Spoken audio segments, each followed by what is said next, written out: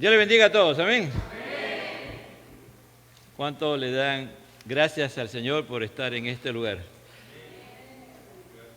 ¿Cuánto están gozosos por estar en este lugar? ¿Cuánto le dan gracias al Señor porque tienen la vida eterna en Cristo Jesús? Nosotros tenemos la vida eterna en Cristo Jesús. ¿Lo crees o no lo crees? ¿Tú crees en la eternidad? ¿Tú crees que todo lo que Dios ha hecho por nosotros es para estar? Él quiere que estemos con Él por la eternidad, por siempre. ¿Cuántos saben eso? Que Dios quiere y anhela estar con nosotros por siempre, por toda la existencia, porque nunca dejaremos de estar delante de Él por siempre, ¿no? La semana pasada se habló de las marcas de un siervo fiel. Vamos a seguir en Romanos capítulo 15, versículo 22.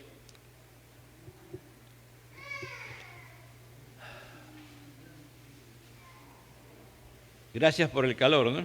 ¿Cuánto le dan gracias al Señor por el calor? Gracias por el calor, hermanos. Dios sabe por qué hay estos cambios de temperatura, estos cambios así climáticos. Dios lo tiene todo bajo control. Padre, te damos gracias, delante de ti estamos para pedirte que tú nos hables por medio de tu santa y bendita palabra, Señor. Tu palabra tiene poder, tu palabra tiene autoridad y venimos delante de ti para que tú nos ministres a través de ella. Tú eres el único que puede hacer posible que cada uno de nosotros pongamos atención cuando se predique tu palabra. Tú eres el único que puede hacer posible que tu Espíritu Santo nos ministre, Señor, pero también nosotros tenemos que tomar la decisión de oír tu palabra, de atesorarla en nuestro corazón y pedirte a ti que se encarne en nuestras vidas y se haga realidad. Dice así la palabra de Dios en el nombre del Padre, del Hijo y del Espíritu Santo. Romanos 15, 22. Por esta razón, muchas veces me he visto impedido de ir a ustedes. Pero ahora, no quedando ya más lugares para mí en estas regiones, y puesto que por muchos años he tenido un gran deseo de ir a ustedes, cuando vaya a España, los visitaré, porque espero verlos al pasar y que me ayuden a continuar hacia allá, después que haya disfrutado un poco de su compañía. Pero voy a Jerusalén para el servicio de los santos, pues Macedonia y Acaya han tenido bien hacer una colecta para los pobres de entre los santos que están en Jerusalén. Si tuvieron a bien hacerlo y a la verdad que están en deuda con ellos, porque si los gentiles han participado de sus bienes espirituales, también están obligados a servir a los santos en los bienes materiales. Les ruego, hermanos, por nuestro Señor Jesucristo, y que por el amor del Espíritu, que se esfuercen juntamente conmigo en sus oraciones a Dios, por mí, sé que cuando vaya a ustedes, iré a la plenitud de la bendición de Cristo. Tomen asiento, amado hermano.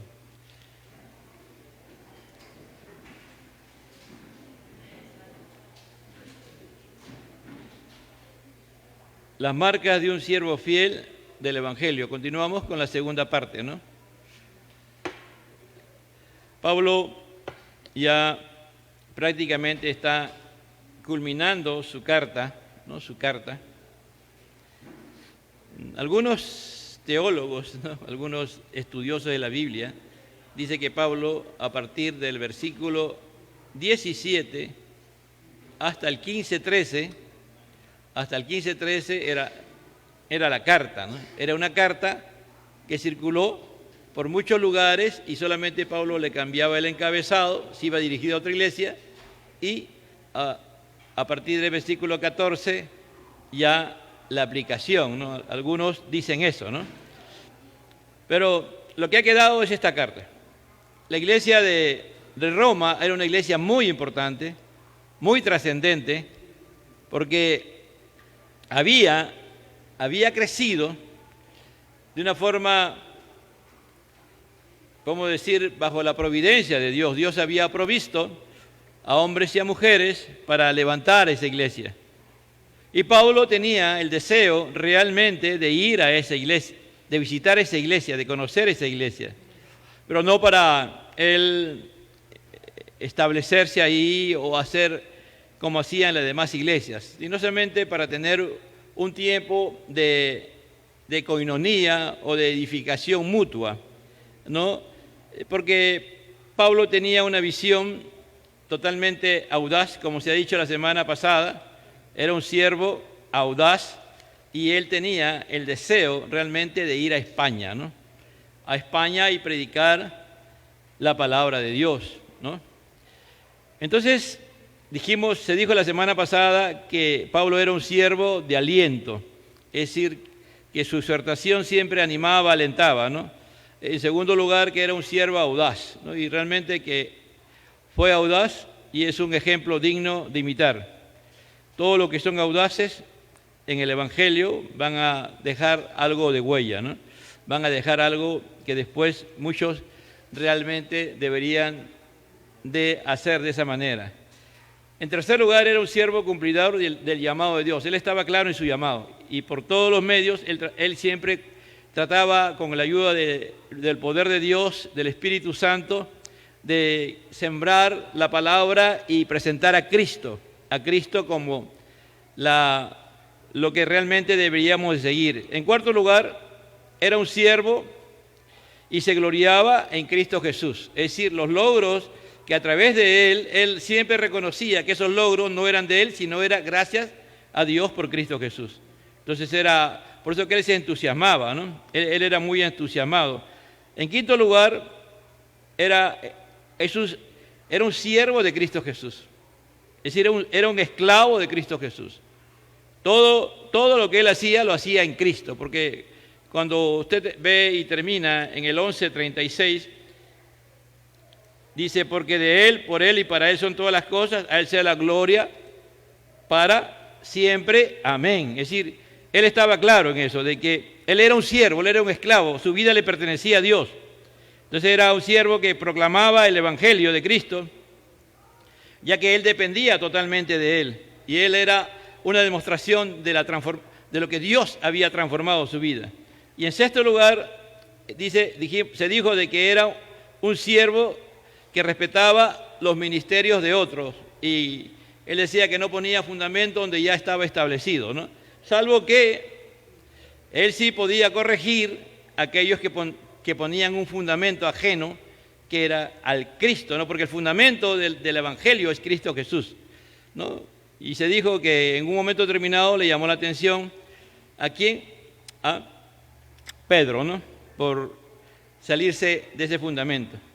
Entonces, cuando aquí dice en el capítulo 15, versículo 22, por esta razón muchas veces me he visto impedido de ir a ustedes. ¿Cuál es la razón? La razón era de que Pablo tenía claro su llamado ministerial y Dios lo había puesto para predicar el Evangelio a los gentiles y Dios lo había llevado hacia el este, ¿no? Hacia el este, hacia la zona de Asia, hacia la zona, se dijo la semana pasada, hacia lo que sería el día de hoy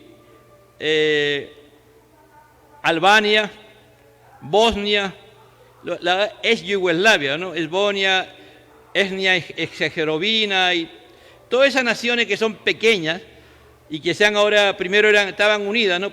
El general Tito unió todas esas naciones y cuando hubo la libertad ellos se independizaron y ahora hay varias naciones ahí. También estuvo en la parte de Turquía, ahí estuvo en Éfeso.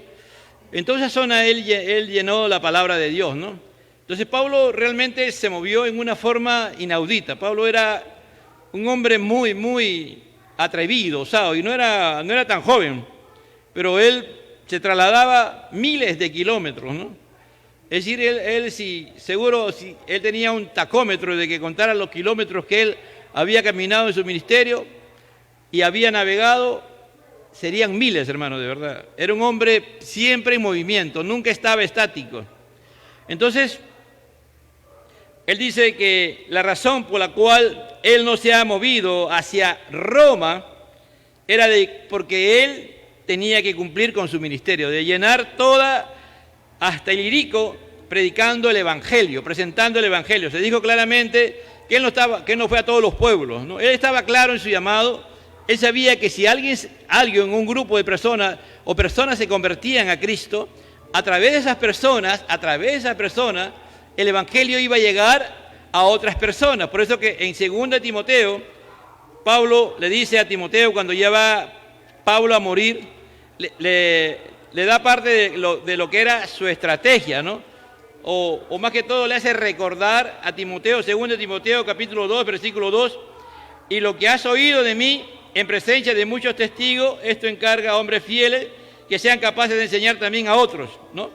Es decir, esa era la estrategia de Pablo. Pablo estaba seguro de que Dios convertía y transformaba las vidas, que Dios lo convertía a hombres que estaban muertos en sus delitos y pecados, los transformaba en nueva criatura. Y esas personas realmente convertidas y transformadas por Dios iban a seguir haciendo esa labor. Y la mejor demostración que hay está en la epístola primera a los tesalonicenses, que muy posiblemente sea el libro que después vamos a estudiar con los jóvenes. Una epístola bien sencilla, pero en el primer capítulo, o la epístola a la tesalonicenses principalmente, es una demostración de cómo Pablo pudo estar solamente en un lugar un tiempo bien corto. Algunos dicen que estuvo 2 meses, no más. Hay una discusión, pero fue bien corto el tiempo. Pero en ese tiempo él predicó la palabra con tanta pasión y se fue. Y él pensaba que no había ninguna iglesia, que el grupo de hermanos había desaparecido, y manda a Timoteo. Y cuando Timoteo regresa, encuentra a una iglesia totalmente que se había expandido por toda Macedonia y que había llegado más allá de Macedonia. Había sido poderosa la presencia del Evangelio a través de los discípulos que Pablo formó solamente, ponle ya que sean 3 meses. Entonces Pablo estaba claro, entonces ya él había recorrido todo, había analizado, había visto todo y ya no había dónde ir. Él decía, ya no tengo dónde ir, dice no, en el 19, con el poder de señales y prodigios, en el poder del Espíritu de Dios, 15, 19, de manera que desde Jerusalén y por los alrededores hasta el Ilírico he predicado en toda su plenitud el Evangelio de Cristo. De esta manera me proceden a anunciar el Evangelio no donde Cristo ya era conocido, para no edificar sobre el fundamento de otros, sino como está escrito. Antes que me olviden, Pablo predicó en Asia Menor y también en Europa. Cuando él llega allá a Macedonia, ya Macedonia es Europa. Grecia, Atenas, toda esa zona es Europa. Algunos de ustedes de repente Dios los bendice y ya conocer Atenas, Grecia, esa parte ya es considerado Europa. Entonces la séptima característica de Pablo, que era un siervo sometido a la total soberanía de Dios. Es decir, Pablo conocía y sabía que Dios tenía todo bajo control. Entonces él estaba sometido a su soberanía. Por eso dice, por esta razón muchas veces me he visto impedido de ir a ustedes. Muchas veces Dios permite oposiciones a nuestra vida, obstáculos o barreras, para que no hagamos lo que estamos pensando hacer. A veces somos nosotros muy místicos, ¿no?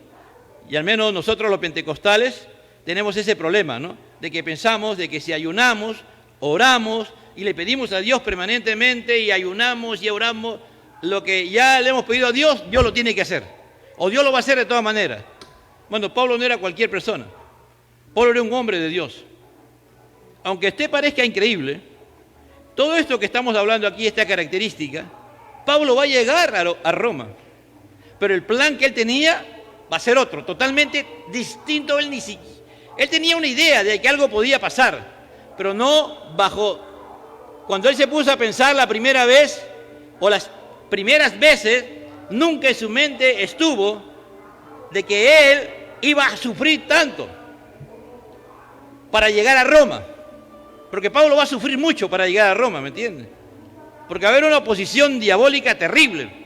Por eso que Dios impidió que él llegara a Roma antes de tiempo. Él tenía que llegar en el tiempo de Dios. Y aún en el tiempo de Dios le fue difícil para Pablo. Hay momentos, hermano, hay cosas que y están predeterminados o designios de Dios para nuestras vidas. Y que van a llegar momentos que van a ser duros para nosotros. Pero hay algo seguro, de que Dios estará con nosotros. Pablo, por ejemplo, hubo un tiempo en que su visión misionera fue meterse ya a Asia. No Asia Menor, sino más adentro. Y él quería ir a Bitinia. Y oró y le pidió al Señor, y el Espíritu Santo le dijo, no vas. Y Pablo se puso a orar en Hechos 16. El Señor le impidió que fuera, pero él tuvo una visión donde él vio un macedonio, y ese macedonio decía, pásame a Macedonia y ayúdame. Pablo entonces entendió que el Señor no quería que fuera más adentro de Asia, sino que fuera a Europa. Y cuando él pasa a Macedonia, llega a Europa.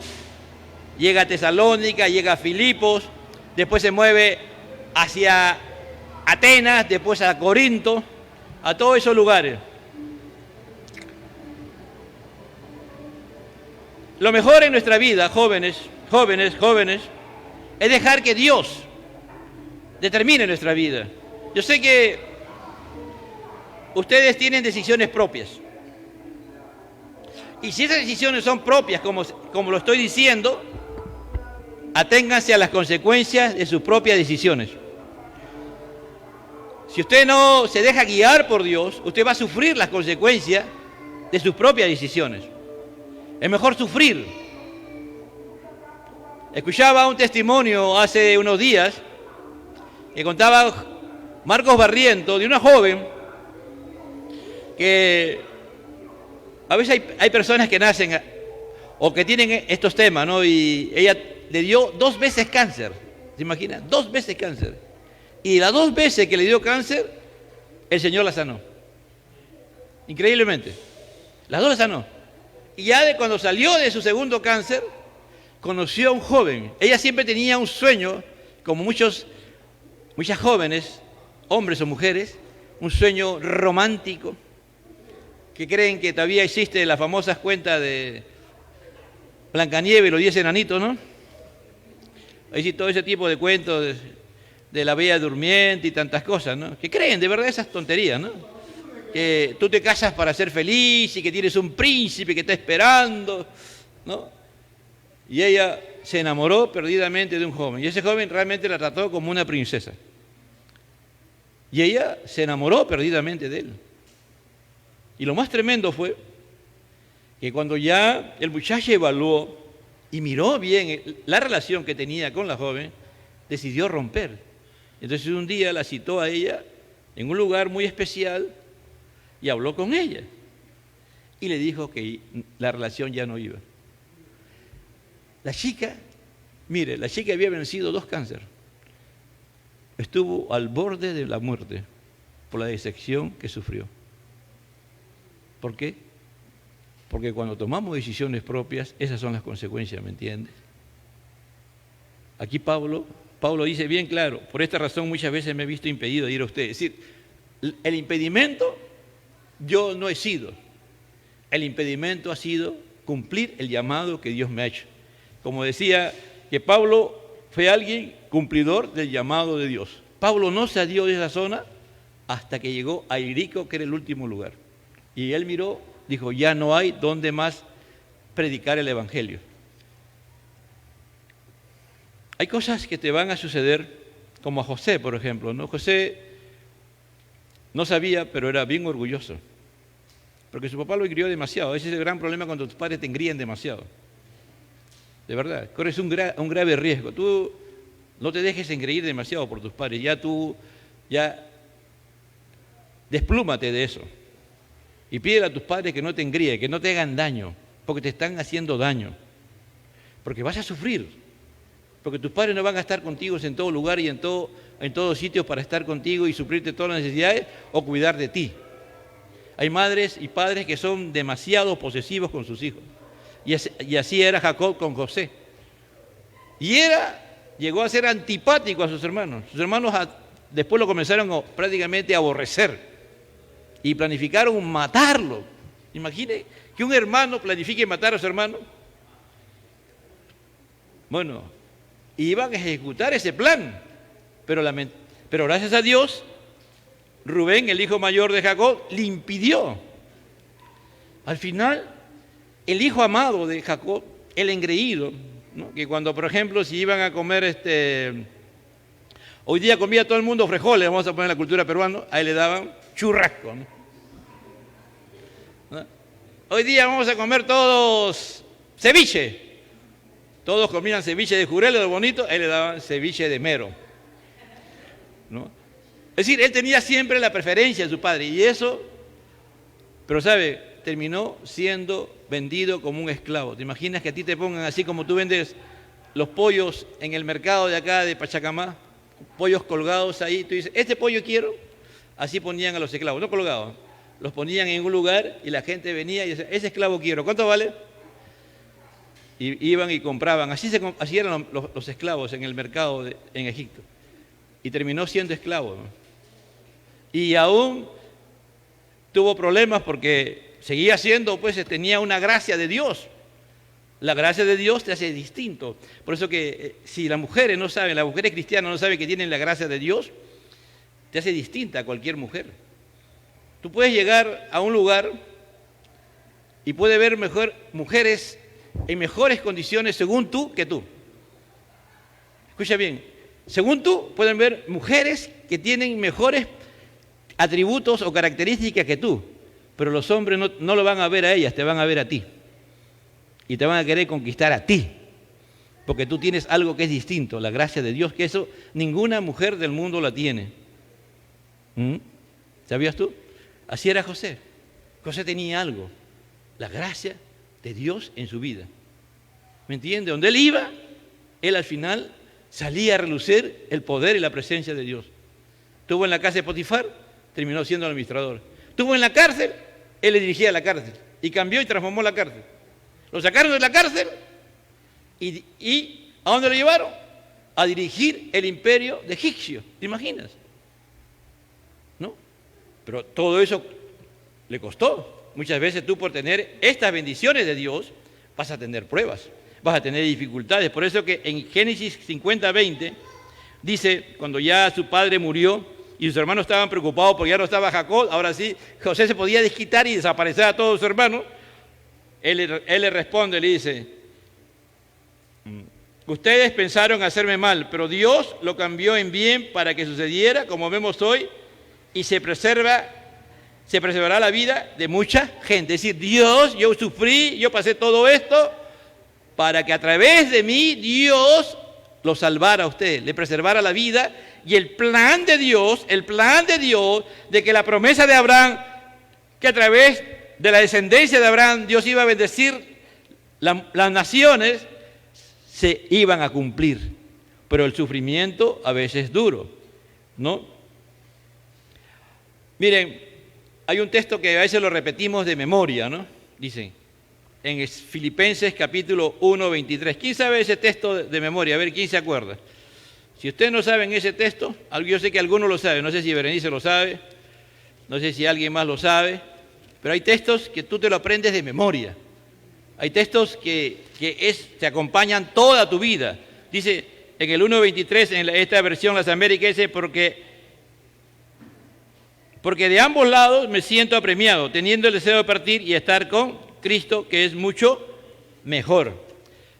Pero Pablo dice acá, a los que aman a Dios, todas las cosas nos ayudan bien, conforme a su propósito, somos llamados, está en Romanos 8:28. Estando persuadido de esto, que el que comenzó en vosotros la buena obra, la perfeccionará hasta el día de Jesucristo. Es decir, pase lo que te pase, venga lo que venga sobre tu vida, si tú has sido llamado por Dios y tienes un llamado y eres una persona audaz, atrevida, osada, eres una persona que siempre está alentando a los demás, es una persona que tu razón de ser como hijo de Dios, como siervo de Dios, es que la gloria de Dios se manifieste y que Dios sea glorificado. No, tú desapareces, pero Cristo es el que está glorificándose, que tú eres un siervo, un esclavo de Jesús, ¿no? Dios va a permitir que sucedan cosas así, pero si yo hago toda la voluntad de Dios, ¿cómo es posible que a mí me pase? Sí, te va a pasar, ¿me entiendes? Porque es necesario que eso pase. Porque nosotros, esta generación de hoy, que es la generación de cristal que le dicen, no quiere, se le ha enseñado a que no van a sufrir. ¿Me entiende? Esa es mentira. Vamos a sufrir por la causa de Cristo. Mire, usted revise. Tienen a todo el mundo que le persiguen, tiene un nombre a las personas que hacen esa labor. Pero, ¿usted han visto un nombre que le han puesto a los que lo persiguen a la iglesia? Por ahí, el otro día en WhatsApp he visto un comunicado de una delegada, que es un escándalo, porque alguien dijo algo contra uno. Se han reunido, prácticamente ha habido una crisis en San Marcos, porque el delegado dijo algo del salón, algo contra alguien, es un misógino, ¿no? Y eso ha causado un escándalo. ¿Cómo es posible, no? Que digan eso de las mujeres, si las mujeres son... Nadie la puede tocar el día de hoy. Quiero leer solamente un texto que está en Proverbios 16:9.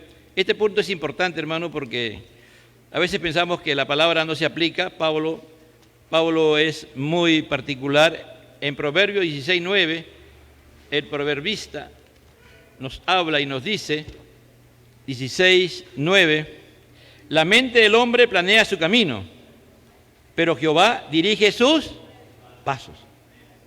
Bueno, tú puedes querer muchas cosas, tú puedes anhelar muchas cosas, pero deja que Dios te haga la agenda. Deja que Dios determine lo que tú tienes que vivir. Pablo estaba aquí en su momento de gloria.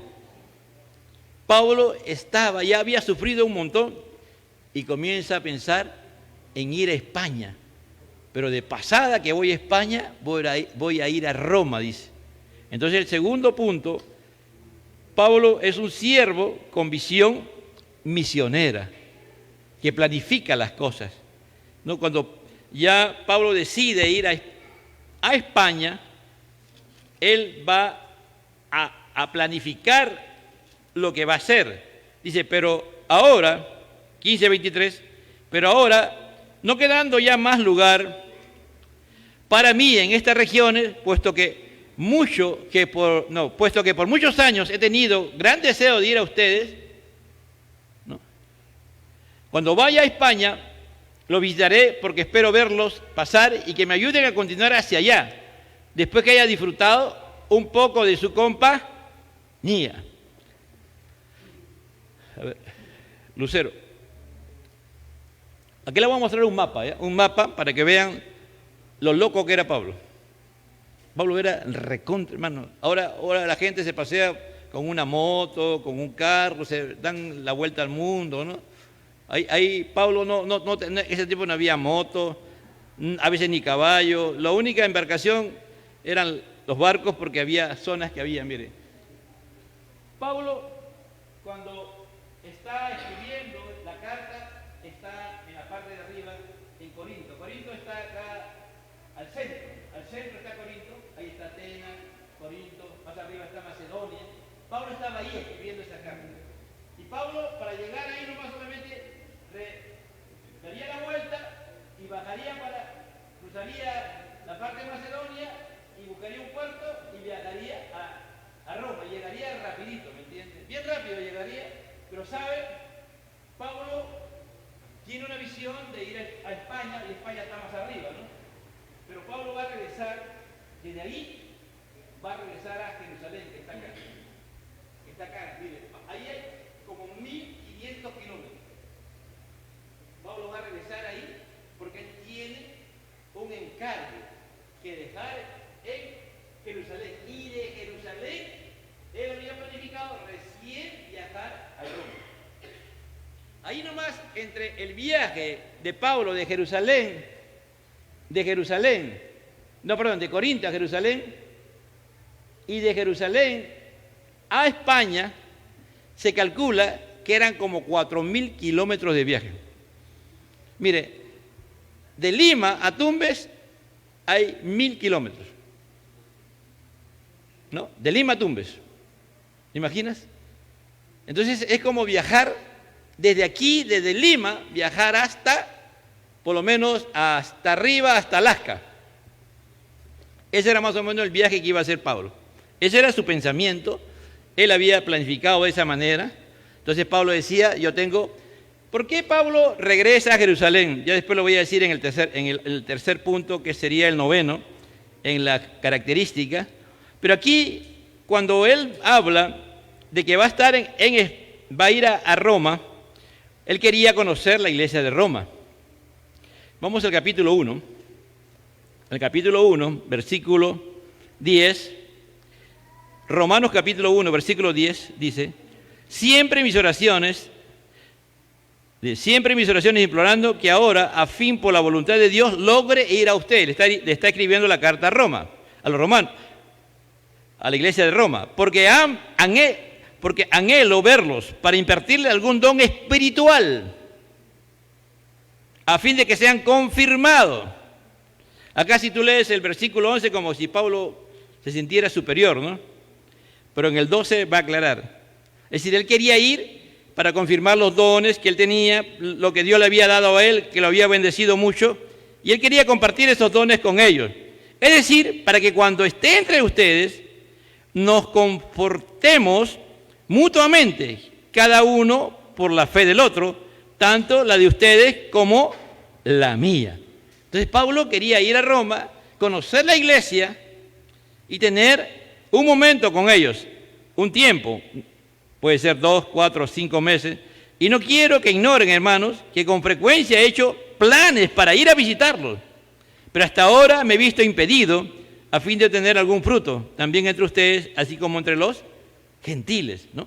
Entonces Pablo era un siervo que tenía una visión misionera, pero planificaba esa visión misionera. Entonces acá le va a decir a ellos, aquí Pablo ya se toma algunas confianzas, dice, ¿no? Pero ahora no quedando más lugar para ir en estas regiones, y puesto que por muchos años he tenido gran deseo de ir a ustedes, ya le hemos leído, Pablo en la introducción de la carta le está diciendo que él siempre ha tenido en la mente la iglesia de Roma, y ya también se habló la semana pasada que la iglesia de Roma tenía una característica, que muchos lo conocían, hermano. La iglesia de Roma era muy conocida y que de ese lugar salían, ya que era la capital del Imperio Romano, pero también salían hermanos a otros lugares. Dice en el versículo 24, y cuando vaya a España, los visitaré. ¿No? Cuando vaya a España, de pasada a España, yo voy a hacer una escala en Roma y voy a estar con ustedes, porque espero verles al pasar y que me ayuden a continuar hacia allá. Aquí la palabra es la palabra ayuda es muy importante aquí. En la Reina Valera dice me encaminen, ¿no? Encaminar, que ustedes me encaminen. Aquí la obra, el evangelio, el de predicar el evangelio, no es una obra de personas solas. Si usted ve a un llanero solitario, por ahí un hermano él predica y no se somete a nadie, yo te recomiendo, hermano, que no tengas comunión con ese hermano. Puedes ver, hermano, que supuestamente hasta milagros hay. Y si ese hermano, por ejemplo, habla mal de las autoridades, no quiere someterse a ninguno, pero él dice que lee, que ayuna, que predica, que la gente se convierte y que hace milagros, no le creas, hermano. No le creas. Esa persona está en desorden. Esa persona tiene espíritu de rebelión, no se quiere someter a las autoridades. No tiene ese... Tú le puedes ver, hermano, y de verdad, hasta los muertos se pueden resucitar, pero eso no es de Dios, porque jamás bajo un espíritu de rebelión Dios dirige una vida. Y aquí Pablo siendo Pablo, él en el viaje que él va a hacer hacia Roma, él no va a estar solo. Se calcula que Pablo viaja con 7 personas, mínimo, con 7 personas, y después le voy a explicar por qué razón Pablo viaja con 7 personas. Pablo siempre estuvo acompañado, y Pablo siempre, cuando había una autoridad, él se sometía a esa autoridad. Y él va a ir a Roma, dice, para que me ayuden. Es decir, él iba a buscar en Roma, la idea de Pablo era buscar hermanos que lo apoyaran para ir junto con ellos, pero también la ayuda consistía en toda la provisión que le podía dar la iglesia de Roma. ¿Me entiende? La iglesia de Roma, que estaban principalmente conformados por judíos y gentiles, y parece, Pablo le está diciendo, cuando yo pase de pasada, voy a estar con ustedes, porque yo tengo la mira de ir a España. España, ¿por qué es importante para Pablo? Porque uno de los grandes asesores que tenía Nerón era Séneca. Y Séneca, aquellos que saben algo de historia universal, no fue cualquier persona. Séneca era un intelectual y llegó a ser hasta, creo, primer ministro de Nerón, y era español. Entonces, España tenía algunas cosas, pero tenía gente importante que estaban ahí. Algunos creen que también estos viajes de Pablo y a otros judíos también comenzaron a llegar a España, porque España llegó un momento a ser la primera potencia del mundo. ¿Cuántos saben que llegó a España a ser un imperio, llegó a ser una potencia mundial? Cuando conquista el Perú, España era una potencia mundial. Pero ¿quiénes estaban detrás de los españoles? Los judíos. Donde los judíos llegan a una nación y comienzan a desarrollarse y se le da libertades, esa nación prospera. Mientras España tuvo la bendición de tener a judíos, fue una potencia. Cuando los españoles expulsaron a los judíos porque los expulsan, se cae, fracasa. Parece que para muchos, yo sé que algunos de repente tienen pensamiento antijudío, antisemita. Si tú tienes esos pensamientos antijudío, antisemita, lee la Biblia de Génesis, Apocalipsis, y vas a ver la gran importancia que Dios considera, por qué considera tan importante a los judíos. Entonces, Pablo quería llegar ahí, quería predicar el Evangelio. Él quería predicar donde nadie se había llegado. Y también existía Inglaterra, que era Britania, ¿no? Porque los romanos llegaron hasta arriba, es decir, llegaron hasta arriba de Escocia. Los romanos conquistaron, hermano, el imperio romano fue tremendo, pero se cree, no se sabe realmente si al final Pablo llega a España, ¿no? Pero aquí Pablo está planificando y está diciendo, cuando yo vaya, ustedes me van a encaminar, me van a apoyar, dice, para continuar hacia allá, y después que haya disfrutado un poco de su compañía, es decir, después que haya disfrutado, me haya gozado, haya estado con ustedes, yo voy a partir hacia allá. Entonces aquí Pablo no está haciendo un viaje a la loca, no, vamos a ver que el Espíritu Santo me guíe, a ver si voy por acá, voy para allá. No, Pablo ya tenía por años, él había estado orando, pensando, meditando de cómo llegar hasta Roma y después a España. Se da el momento porque ya no tiene lugar donde predicar, entonces Pablo tiene una visión misionera planificada. Es decir, todas las cosas que tú hagas como persona, como joven, planifícalos, preséntalo delante de Dios. Dile, ¿qué cosas, Señor, quieres para mi vida? Yo quiero, ¿por qué quiero ser ingeniero de sistema? ¿Por qué quiero ser abogado? Porque mi familia quiere, porque creo que voy a tener dinero, voy a ser famoso, voy a cumplir mis sueños que tengo personales. ¿Por qué me quiero casar? ¿Con quién me quiero casar? Todas las cosas, hermano, parecieran que no. Pero un cristiano, que hemos dicho, se predicaba los cristianos fuertes y débiles. Si tú eres un cristiano fuerte, tú tienes que planificar hacia adelante. Toda tu vida, ¿no? Pensar, orar al Señor y presentarlo delante de Dios. Porque si somos hijos de Dios, Dios a través de nosotros, si es que Cristo tardara en venir, ustedes un día se van a casar. Y si son auténticos cristianos, van a tener hijos. Y esos hijos también tienen que ser cristianos, ¿no? El día de hoy, hace como 20 años, alguien nos dijo, para que la iglesia, el cristianismo siga vigente en el mundo, fuerte, habría que tener mínimo 3 hijos cada matrimonio. 3 hijos. 2.8, pero redondeamos a 3. Ahora, tener un hijo es un milagro, tener 2 ya no, inaudito. 3, ¿qué eres? ¿No? Hasta los mismos cristianos ya no aceptan eso.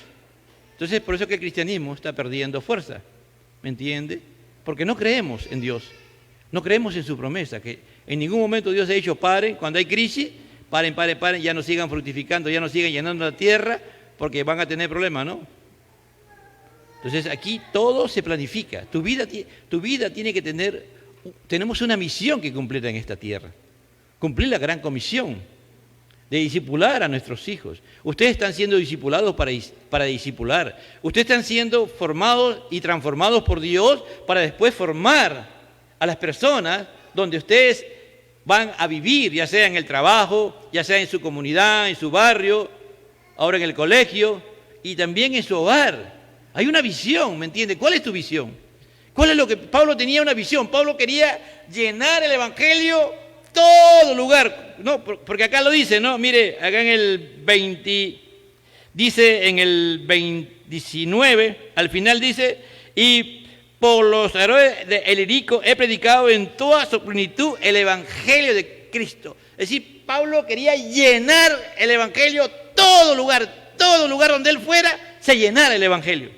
¿Cuál es tu visión? ¿Tú crees que estás teniendo una visión? ¿O te dejas, como se decía en la prédica también?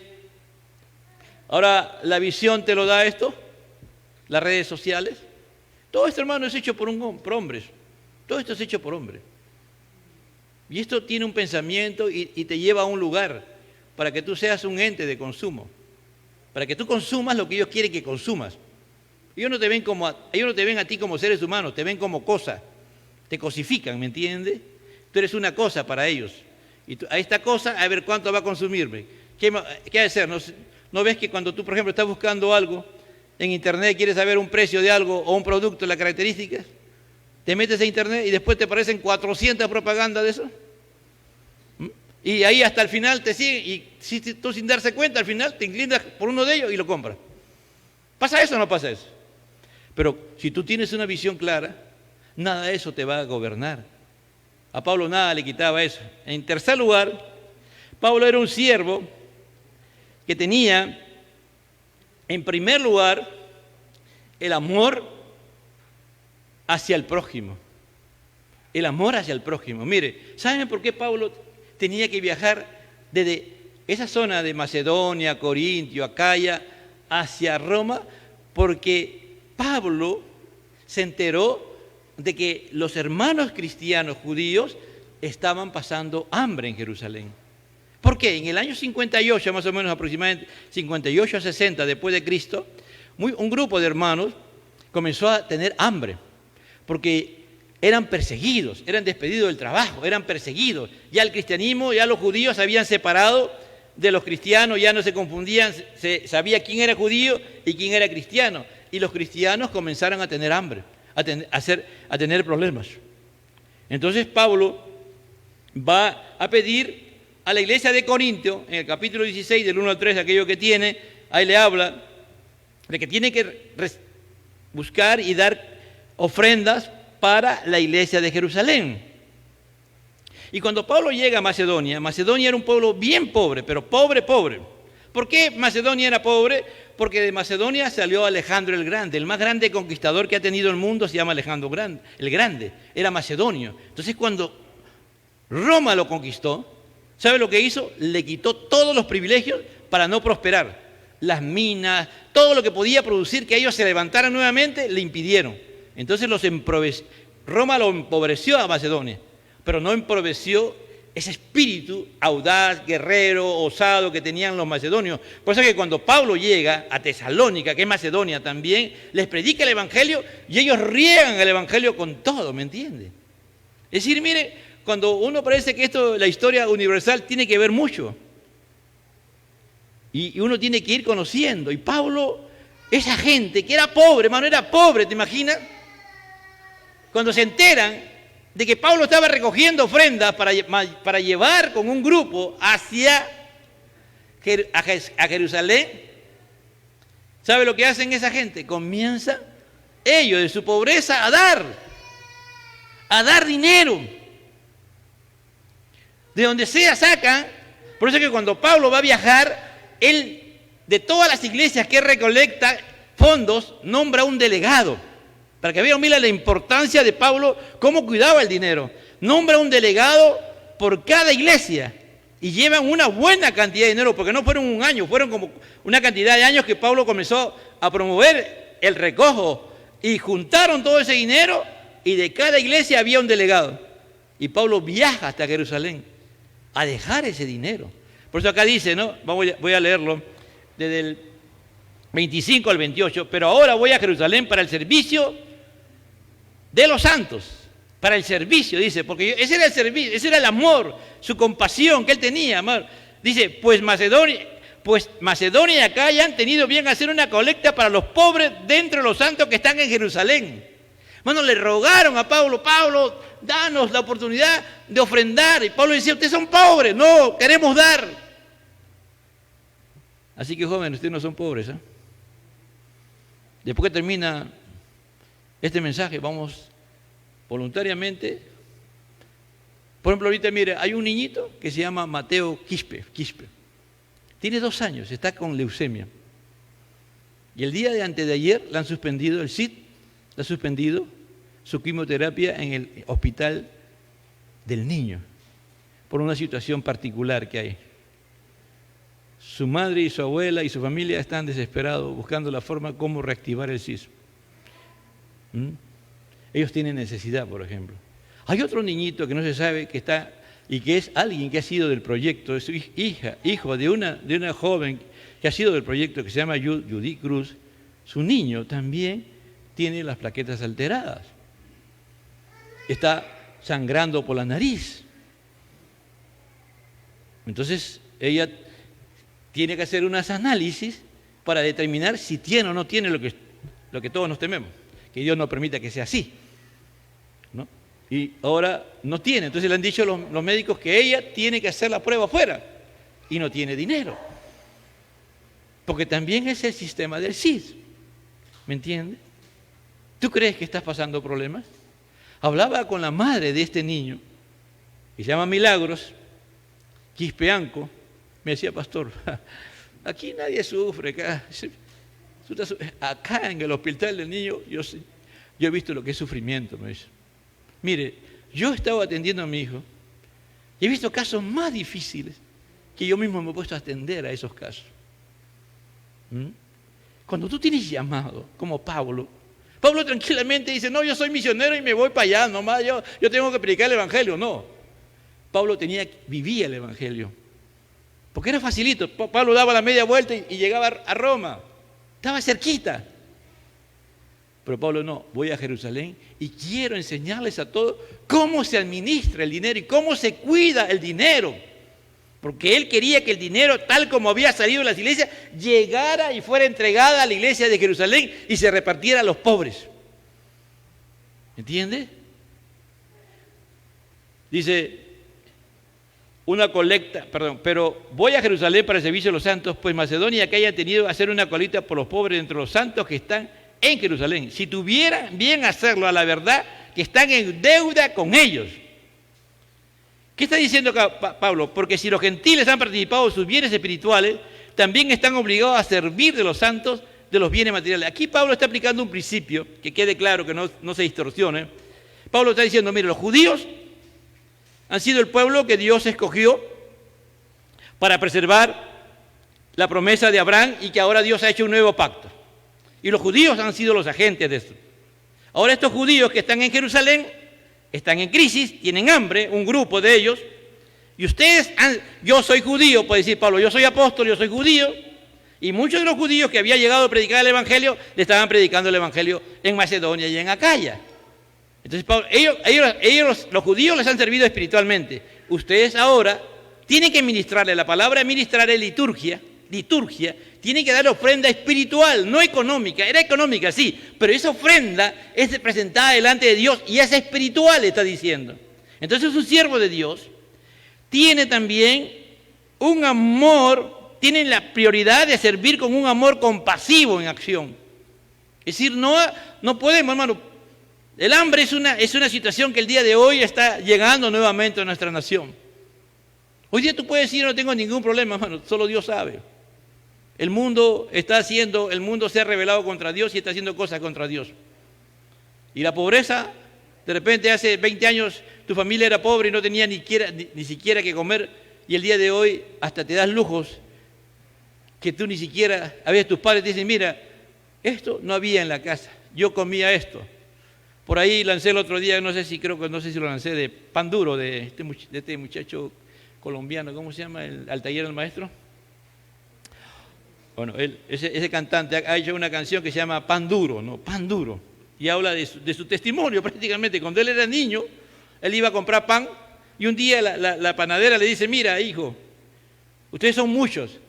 ¿Sabes una cosa? Yo te puedo vender pan duro. Por lo que tú compras, te doy el triple de panes por lo que tú compras, el pan fresco. Y el niño aceptó y todos los días comían pan duro, ¿no? ¿Sabes lo que significa comer pan duro? Y otras cosas más. Pero Pablo se sacrifica. Pablo llega con ese grupo de personas a Jerusalén, ¿no? Entonces, porque si los gentiles han participado de sus bienes espirituales, también están obligados a servir a los santos con los bienes materiales. Y en último lugar, Pablo era un siervo lleno de las bendiciones de Cristo. Mire, Pablo, la certeza que tenía en el 28 también dice, así que cuando haya cumplido esto y haya entregado esta ofrenda, iré a España llegando de paso a verlo, ¿no? El 29 dice, y sé que cuando vaya a ustedes, iré en la plenitud de la bendición de Cristo. Cuando vaya a ustedes, yo voy a ir lleno de la presencia de Cristo. Yo he pasado tantas pruebas, he pasado tantas tribulaciones, he pasado tantas dificultades, porque yo sé que Dios está conmigo y cuando yo llegue a Roma voy a hacer una gran bendición para la iglesia de Roma. A veces tú dices, pero ¿por qué sufro tanto? ¿Por qué paso tantas situaciones difíciles? Porque a veces Dios nos prueba para después usarnos con poder y gloria. Y Pablo estaba seguro de eso. Si tú miras en 2 de Corintios, hermano, no hay tiempo, ya el tiempo me ganó. Pablo, un tiempo se pasó 3 días sin comer. Un día naufragó en el mar. A Pablo le agarraron a latigazos varias veces. A Pablo un día le agarraron a piedradas y pensaron que estaba muerto. Pablo sufrió un sinnúmero de cosas. Aquello busquen en 2 de Corintios capítulo 11. Ahí va a estar la biografía de Pablo, las pruebas que pasaba Pablo, las dificultades que pasaba Pablo, que no son nada, hermano, de lo que nosotros estamos pasando. Por eso Pablo puede decir que él era un siervo lleno de las bendiciones de Cristo. Dice, y sé que cuando vaya a ustedes, iré en la plenitud de la bendición de Cristo. Es decir, en una abundancia, Cristo gobierna y reina mi vida. Ustedes me van a ver físicamente, pero el que gobierna y dirige mi vida es Cristo. Y a través de mí, Cristo lo va a bendecir a ustedes, porque yo he sido muy bendecido por Dios. ¿Tú puedes decir eso? ¿Podemos decir eso nosotros? Pablo era un hombre de Dios. Y terminamos recordando que Pablo era un siervo de aliento, un siervo de exhortación que animaba y alentaba siempre a los hermanos. Pablo era un hombre audaz, atrevido, valiente. Pablo era un siervo que cumplía siempre el llamado. Su prioridad era cumplir el llamado del Señor. En cuarto lugar, Pablo era un siervo que buscaba la gloria de Dios para que Dios se glorificara en verdad y él, si es posible, desaparecía. En quinto lugar, Pablo era un esclavo de Jesucristo. Él estaba claro en eso. En sexto lugar, Pablo era un hombre respetuoso del ministerio, de otros ministerios. En séptimo lugar, Pablo era un siervo sometido a la total soberanía de Dios. Él sabía que Dios gobernaba su vida y dirigía su vida y que las cosas que pasaran estaban bajo el total control de Dios. En octavo lugar, Pablo era un siervo que tenía visión misionera planificada, que las cosas que hacía las planificaba y las presentaba delante de Dios para que Dios le diera el visto bueno. En noveno lugar, Pablo era un siervo que tenía un amor por el prójimo increíble, porque esa era parte de su llamado. Él sacrificaba todo por cumplir en eso. Y en décimo lugar, Pablo era un siervo lleno de las bendiciones de Cristo. Ya la hermana que va a seguir en la próxima prédica va a seguir, porque hay otras características que siguen después que Pablo tenía. Hermano, pareciera que no, pero yo sé que algo del estudiar Romanos va a salir en algunos de ustedes. Algo Dios está trabajando en sus corazones. Algo, como decía el pastor Alves comenzando él, ¿no? Él decía que Dios trabajó con su vida personalmente con la epístola a los romanos. Yo no sé si esta epístola está trabajando en tu vida. Y mi vida está trabajando, hermano. A mí me está haciendo ver realmente tantas falencias en el ministerio que Dios me ha dado, tanta necesidad que tengo realmente. Yo no sé, pero si tú te metes en esta palabra, joven, Dios te va a bendecir. Y vas a ser un joven lleno de las bendiciones de Cristo. Y donde tú llegues, llegó la bendición de Dios, llegó la bendición de Cristo, llegó la bendición del Espíritu Santo. Padre, yo te doy gracias. Gracias, Señor, porque tú eres santo y bueno. Tú eres Dios. Mira esta juventud que sigue, Señor, este remanente fiel que viene a escuchar, a oír. Provoca en nosotros esa necesidad apasionada, ardiente, de tener estas marcas de un siervo fiel del Evangelio, Señor amado, de ser audaces, Señor, de ser siempre de aliento, siempre cumplidor de las promesas del llamado de Dios, siempre buscando que la gloria de Dios sea el objetivo de su llamado, de su ministerio, de su vida como hijo, como hija de Dios, como trabajadora, como estudiante, como madre, como padre, siempre proclamando el Evangelio como siervo de Jesucristo, sometido a su voluntad totalmente, siempre respetando a los demás siervos, Señor amado, sabiendo que nuestra vida está escondida en Dios para Cristo, que Él tiene la total soberanía en nuestras vidas, que pase lo que pase, Él tiene control de nosotros, que tengamos una visión,